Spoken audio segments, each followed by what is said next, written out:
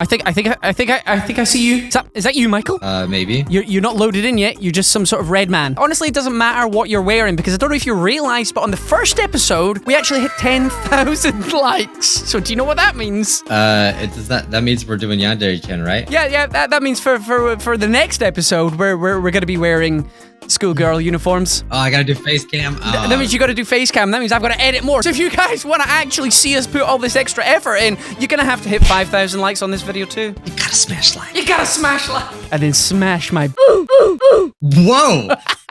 I don't know if I'm gonna be a part of that one. Yikes, y'all.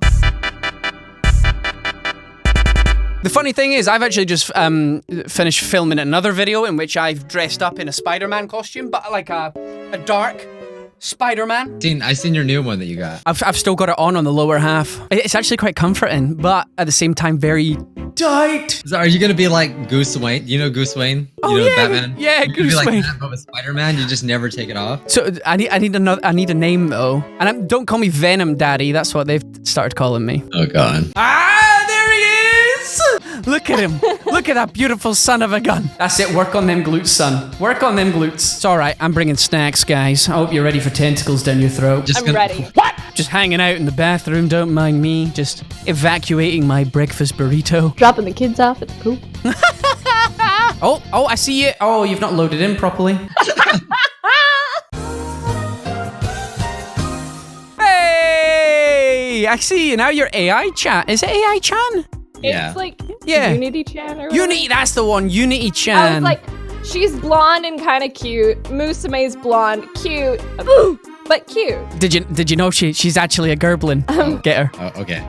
Wait. Well, I can't pull my sword out, so I'm gonna have to use the. Wait, who are you? You can't pull your sword out, so you're just gonna throw your sausage at her instead. This is our guest, and you must treat her with respect. So today on Yandere, Chef, I made some hot dogs. Look at them. Look at them go. It's crap. How is that a Gordon Ramsay impression?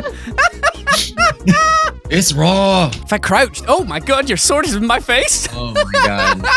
The way you're walking. What's that? What? But look at the way she's walking. It's on her tiptoes. Look, what? Just walk. Hayden, just walk, please. Just walk. Just gonna stroke your face a little bit. Today's podcast is gonna be a good podcast. All right, Ooh. I am back. Oh, we weren't doing anything weird and inappropriate. Anyway, welcome to the Yandere Simulator podcast, episode 3. As always, we have the beautiful Bijuu Mike. I am Goblin Slayer. Okay. And we have Hayden today. Welcome, Hayden. Hello, how are you guys? We're good. Now, Hayden, if you don't already know, she's the voice actress for Museme and the rest of the Boulets. So, we got a multi-talented, I was gonna say but she's not. The characters are. The characters, on the other hand. Hayden's lovely. I've known Hayden for ages. I can't be dropping B words in here. I'll take it as a compliment. Okay, what a fantastic start. You gotta smash like. All right, so yes, I play Museme, the bullies. I've been Kokina a couple times in the earlier builds, and now I'm what's her face? I can't remember her name, and I feel so terrible. It's okay. I after making I'm female Light Yagami. Yes, for Life Note, which I didn't know that was you to start with. I call her Light A lot Chan. of people, a lot of people didn't know because what I do for Museme is so different. Yeah, I love it. It's just, there it is. I love it. I love her. Such a booch. Those characters are really fun to play. And I suppose that's a credit to your voice acting skills as well, that nobody knew that you were Light-chan and Museme and the rest of the bullies. It's like, it's good. I find it really funny that they don't know that I'm the rest of the bullies because what they asked me to do was the same thing. They're like, just do Museme for everybody, but I did try to change it up. I'm like, all right, well, they all look different, so I want to give them a slight bit of personality for each of them. I don't know how much they used. I've never played Yandere Simulator. I should, but I don't got time.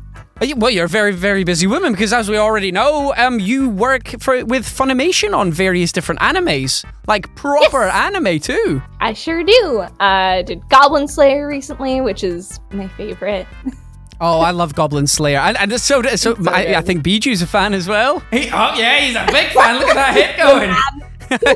Oh, the head's real going. Thing about Bijuu Mike is he hates goblins. He despises goblins. Yeah, I've done Goblin Slayer, Ulysses John Day. What are you doing, Mike? I'm sorry. Go ahead.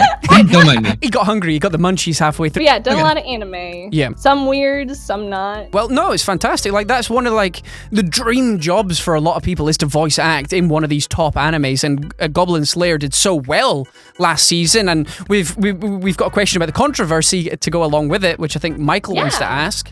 Yeah, by the way, congratulations. Like, that's really cool. Thank you. I love that show. I didn't expect it to be what it wound up being. I didn't expect it to be, like, such a fun show and a show that I hold so close to me.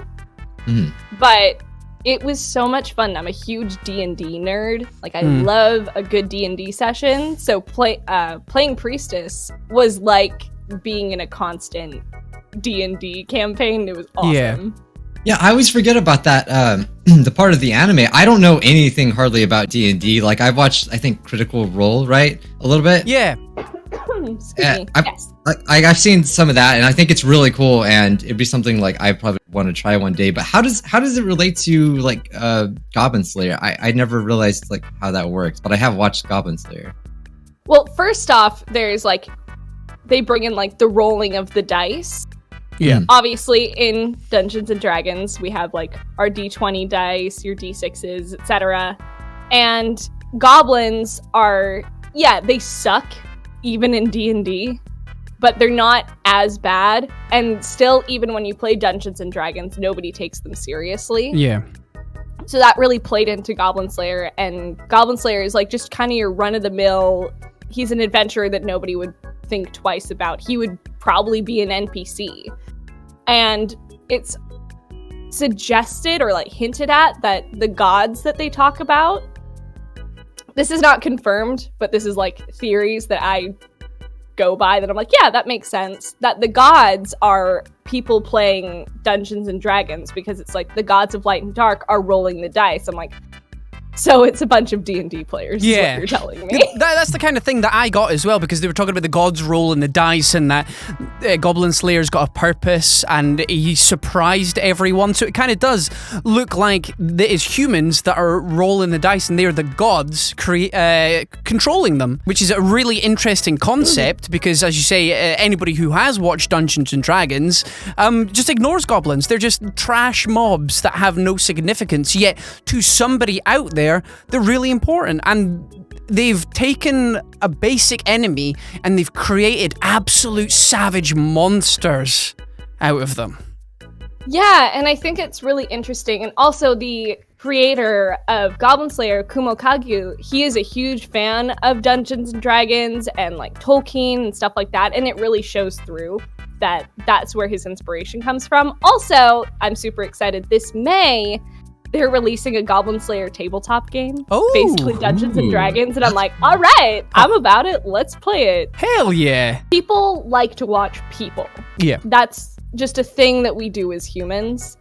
So having interesting characters, it's what's going to compel people to watch or read your series. Exactly. In my opinion. Like, if I'm sitting in my car with a box of donuts and binoculars, I want the person that I'm witnessing to be interesting. Like, even if they are in their bedroom at 12 o'clock at night, they got to do something interesting. That's relatable. You know, I realize that you're Yandere-chan right now, Raz. Oh, yeah! This podcast is layers. It's layers. Layers. Like, I need you to not actually be a Yandere. I didn't say I was going to murder anyone. Yeah. Okay. So, Hayden, as we already have established, you are Museme and the Bullies. So I like to call this section, Guess the Bullies. I'm going to give you a quote from one of the bullies, one of the 4 bullies. It won't be Museme, because her lines are a little bit easier to guess. I want you to tell me which bully I'm giving you the quote of. Wait, no, that's not fair. Oh, that's very fair. That's totally fair. No, I didn't know which one I was recording for. I literally just had a list of lines. All right, don't worry. Oh my god. Don't worry. You're gonna have a little help from Michael as well. Yeah, I gotta help too. Okay, and I can't even guess by the name. Don't. actually know by name is Hannah, and so I'll just guess the color. It's literally okay. I will accept hair color. I will accept that. Okay, because the only one I know is Hannah Daviau as well. Don't worry, I'm gonna fail this just as much as you are, even though I play the game a lot. Okay. So I'm gonna do it in a voice as well. I'm gonna give you the proper iteration. Okay. Oh, do you mean that guy who, like, doesn't know how to stand up straight? Seriously? He's always hunched over like a caveman. He's gonna end up with major back problems. Is that familiar? Well, I know that line because I recorded it. Literally, my script was like bully line 1. Oh, no! So I don't know. Does she wear pink? I don't know. The hair isn't pink on this one because that's Daddy Yama's and not pink hair. Is she a girl? Yes. Is she female? Is she rude? She is both of these things. It's almost like you are her. Oh my gosh. I'm gonna guess that it's the green one. No, it's not the green one, no. That was my second guess. Was it the second guess? This one was a Kashiko Murasaki, and that's the purple-haired girl. Sure. That was going to be my second guess. That was going to be your second guess, yeah. I would have got it right, 100%. I definitely know all of the bullies. Second bully. Oh my god, I know who you're talking about. The boy with the giant glasses that cover half of his face. Why can't he just get contacts like the rest of us? I'm gonna guess, is it the blue one? It is not the blue one. Gosh dang it. I don't remember how many there are. There's 4. Okay. And it's not the blue and it's not the purple. Is it the green? It's not the green. I'm just gonna. It's just process of elimination. I know. At this point, yeah, they're kind of like Power Rangers, aren't they? A little bit. They kind of are. They're Power Rangers, and I kind of love it. It's you've mentioned her before earlier on today. Hannah. It's Hannah. I knew it was Hannah. It's Hannah. Hannah Daviau, the one who had the controversial profile picture. Oh, wait, yeah. Apparently she did. And I wasn't that bad. Like, I guess people took it that way. People but sure. hated it. I understand what the symbol or the gesture she was doing means, but well, she's a bully. Exactly. She's a kid as well, like 18-year-old, and she doesn't give any crap. Like, but people found it rude. Anyway, last person. We'll go for one final one. Let's see if you can get this one right. Yeah. I've seen him before. The boy with like super messy hair, right? It's ridiculous. He looks like he's never used a comb in his life. Well, I remember saying this line, and I thought it was funny. Because I, at the time of recording, had not yet brushed my hair. See, I'm throwing you a curveball this time, so it could be any of your voice lines. Because I know... Wait, was this Museme? It was Museme! There we go. I was like, wait. There we go. I was like, I don't remember doing this for anyone else. Yeah. Must be my girl. That's your girl. Mama. That's your mean mama. My favorite Museme line is definitely the Siggies. Oh, yeah. Oh my god. I need a Siggies, like, right now. It's so good. It's like I'm in the room with Museme. It's actually really cool. It's really cool. Hey, again, when we were on with Michaela last week and she was just talking, and then every so often you would hear Ayano in her voice, and you're like, oh, should I be worried? Yes. Okay. What made you get into voice acting? Oh, gosh. Okay, well, I've been doing theater and acting since I was quite young. You know, you grow up doing little stage plays and stuff like that. I always found I liked it and kind of had a knack for it. I liked doing impressions. Not good ones, but I liked doing impressions when I was younger. I don't do them anymore. Unless I'm making fun of friends and just being like, making fun of their characters, because that's what we do. Very professional. Very. In Texas. Of course. Got into voice acting because I like cartoons, always have, love anime, and I was watching the behind the scenes of the Teen Titans DVDs that I had, and they were recording their characters. I was like, wait, those are the actors who play they're voice act. I want to try that. So I did. I think I was 12 when I got my start and started working professionally at 17 on a couple things. And then later I got Honey Pop, which was like my first big thing that really got the ball rolling. Moved to Texas when I was 21. Yes. And I've been here since. That's good. So Texas is like the place for voice actors, huh? Isn't it? That's why I hear a lot of people go there. A lot of people come here because they want to work in anime. I speak words for money. They want to work in anime specifically, and Funimation, it's not easy to get into, but a lot of people have that misconception that it's very easy to get into Funimation, and that's how I'm going to get my start. Mm-hmm. I moved down to Texas because my boyfriend lives down here. Most of my friends, if not all of them, live down here. And yeah, I wanted to work at Funimation. Of course I did. I wanted to work in anime. Well, I mean, what I'd been working towards for a long time. That is like the top level, pretty much, isn't it? Apart from maybe some Hollywood movies, I would say if you're wanting to do anime, like Funimation is the place to be for English-speaking people.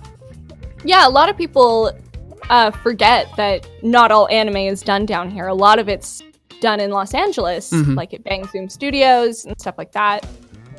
But no, that's basically how I got my start, and Funimation's a great place to work. I really like going in when I get to, and I really hope that we get to dub the Goblin Slayer OVA. Yeah, I did see that was announced this week, so... I was like, it's coming out in theaters in Japan. Can we have a theater release here, maybe? I mean, if it's all about sales, isn't it? But I think the Goblin Slayer anime's done well over here, so I don't see why they wouldn't at least attempt it. I mean, I'd hope so. I know everyone in the cast, including our director, is like, hey, so can we get more? Come on, give us more. And the way this season finished as well, guys, if you haven't seen Goblin Slayer, I urge you to go and check it out, at least the first couple of episodes, because I loved it. It popped off right away. But I would love to see an OVA of Goblin Slayer, and the way the season finale went, there's clearly more to come, and I'm excited to see it get picked up for a second season. Yeah, me too. I mean, for more than just like selfish reasons of wanting to dub more of it and prize Priestess, but I just genuinely love the series. Like, even if I hadn't got cast, I probably would have kept up with watching it. Yeah. What was your opinion on that whole controversy about it? Because I know that some people, it kind of throws people off. I have an opinion, but I mean, for me, yes, because I watched the episode before going in for the audition, and I was like, all right. I didn't know about the controversy at that point. I was like, all right, so it's an 18+ show. Okay, so there is like that scene that we all know about, and I expected to get triggered more, but I'm like, no, you know what? It's an anime. Yeah. Have people not heard of Berserk? Exactly. Like, yeah, exactly. Yeah. Because that's worse. For anybody who hasn't heard about this controversy to do with Goblin Slayer, in the very first scene of Goblin Slayer, they had a very adult moment with goblins and females, and the goblins were being very nasty to the females. Little handsy. A lot handsy, shall we say. And it was very disturbing scenes. It did warn people at the start of it that the scenes were disturbing. But at the end of the day, it's a fictitious story, and it's setting up how bad these goblins are. And if it didn't have that scene to start with, would it have been A, as popular, and B, as emotional going forward? Because you could see how much of a threat these goblins were, because as we already talked, goblins are a joke to most people. So yeah, most people don't take them seriously, and everyone's like, oh, it's just shock value. It's like, oh, that's what they expect us to feel. It's just the shock value. I'm like, no, they're setting up for future encounters with these creatures. And you need to understand how dangerous these things are. By doing that scene, they did to us what all the adventurers eventually learned. Yeah. Is how dangerous they are, because we were like any other adventurer in that world before, when we first start the series of, oh, goblins aren't that bad. They're these tiny little creatures. Why is there a whole anime about them? It's like, oh, that's why. Okay. They're nasty little creatures. Nasty little buggers. it makes it that much more satisfying when, I killed them. Yeah, exactly. Thank you. And You're doing a great job. Thank you. I don't know. I can't. I don't know. I got how deep is. No one can Brad Hawkins like Brad Hawkins. yeah, he's got a very good way of delivering very few words but powerfully at the same time. Yeah. Moving back onto Yandere Simulator. Absolutely. Do you have a favorite rival? Because I'm sure this is the question we ask everybody. Do you have a favorite rival? The fans out there are itching. All of them. I'm trying to remember all of them. The one with the face. Oh, I love that one. Yeah, I really hate the faceless rival. They're scary. Yeah. They're the ultimate nemesis. I think OSANA'S probably my favorite because, again, totally selfish. I had a scene with her. Yeah. And I'm friends with Brittany Lotta, who plays her. So I'm like, that's kind of fun. Yeah. Getting to interact like that. Because we've been playing off each other since Honey Pop, actually, because she was Audrey. So Audrey. that's always fun. I loved Audrey's character. Yeah, Absolutely loved it. She was such a horrible little creature, but at the same time, you're like, there's a reason for it. You just want hugged. You just want to get hugged. In a very adult way. In an adult way. Very adult hug. She just needs some loving. No, but it was really fun playing off of Brittany again. But probably OSANA or gosh, what is the theater girl's name? I can't remember her name. Kazana. Yeah. Kuzana, yeah. I think she's probably my favorite because she's very over the top. Yeah. And I'm a theater girl, so I can't not. So you can relate to But the dramatics. I can relate, because theater is a very dramatic place. Theater, especially like high school theater, is very, look at me, I'm the important one. Ignore the rest of these peasants. But yeah, Kuzana, if I'm gonna have to pick one, probably my favorite. I also really like her design. Yeah, so every single one of the rivals is designed so well, but Kazana's really does pop with the beautiful hair, and then she's got the rose on her, and just the whole stance about her as well. She's a very powerful character. Yeah. No, I really like her a lot, so I probably need to actually play Yandere Simulator. Well, and you've got get to know these characters more. The thing is, we're kind of... It's a double-edged sword. We're getting all this information, we're playing all the updates, we get to see the game evolve as time goes on, but at the same time, we're spoiling ourselves. So when the game does finally get released, then we know what happens, pretty much. So it is a bit of a double edge. Yeah, that's true. I have another question. Yeah, absolutely. I was like, are we asking more questions? What's happening? Yeah, go right ahead. Okay, so besides voice acting, what is your favorite hobby? Is there something else that you like to do or something else that you would do if you weren't voice acting? Well, one of my favorite hobbies, especially right now, is I love drawing. Oh. I'm not amazing, but I like to draw. And also, I love singing. I like singing with Michaela a lot. She and I did a duet recently that we're working on. Oh, nice. And maybe Goblin Slayer related. Oh. Ooh, yes. Okay. And what else? I like playing video games, just hobby-wise. I didn't play a lot of them before getting together with my current boyfriend. I say current, like it's gonna change soon. Anyways, I was like, I should phrase that better. Anyways, but I didn't play a lot of video games before that, and now I'm addicted. Yeah, it's a... But if I wasn't voice acting, I would still... Can it be in the industry still? Yeah, of course. I mean, whatever. I'm like, it's something else that I want to be doing in the industry is... I'm a writer as well. Like, I write a lot of scripts for other actors, for their demo reels and stuff like that. I would want to be writing or directing if I wasn't acting.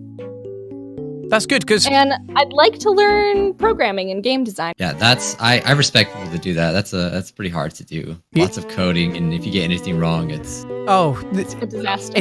When you got huge... I remember I did a little bit of programming at high school and then a little bit afterwards, and then you write out all these lines of code, and then there's one error, just a tiny little thing. It could be like a comma or something like that, but you got to go through each line of code. So I can't imagine people that do full games and have to bug find. That would be an absolute nightmare.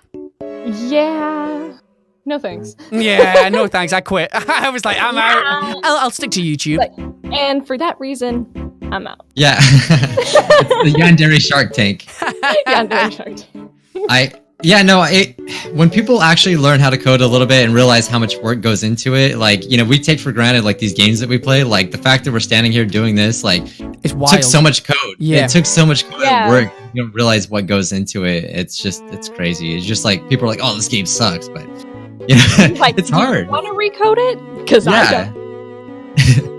Yeah, it brings a whole new level of respect, and that's why Yeah. I think it's cool. Yeah. One final question then, Hayden. Thank you very much for coming on today, by the way. Yeah, no, thanks for having me. When did you learn about Yandere Simulator and how did you get involved in the project? I learned about it when Michaela texted me. It was like, hey, are you available to record like right now? Because I need this for a game. It's like, all right, cool. And I think I recorded like a couple coconut, like dying things. Yeah.